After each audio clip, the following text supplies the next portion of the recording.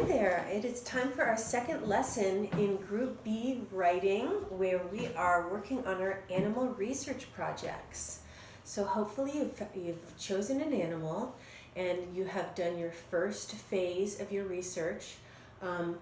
We had you start out by looking at just the appearance of your animal, the physical features of your animal. And the way you did that was you took notes in this kind of bubble fashion. We're hoping that we can just organize our work in this way so that we can come up with some really beautiful paragraphs when we start organizing our paper and putting it all together. So for the next phase of your research, you are going to be focusing on habitat. So you're going to do your searches for whatever animal you have, and you're using 3 sources because we're going to want to document those sources at the end of our report. So pick 3 that you are comfortable with looking at, and we're going to stick with those sites for the moment, okay? So you're going to now do habitat. So I was doing penguins, and when I went to look at penguins, it looked like I found out that there's penguins that live in ice cold weather and who live in like all kinds of different climates and different kinds of places.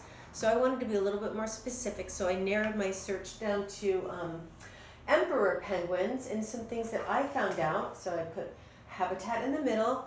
You're just using a piece of paper, you're just writing everything down with pencil and paper. You're gonna have 5 or 6 pages of just messy note taking, and then we're gonna go for the next phase after that. But for right now, you're just writing everything down, jotting your notes down. For habitat, I got that the emperor penguin lives in Antarctica. It lives in a place where there are massive icebergs, where there are ice cliffs, cold seas, harsh freezing temperatures. Okay, so that would be, you're going to find out as much as you can about the habitat of your animal.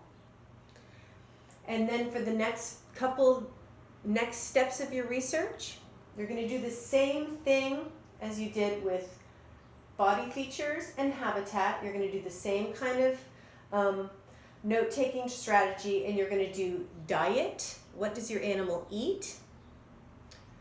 And then when you're ready, you should be doing plenty of research, taking your time doing this.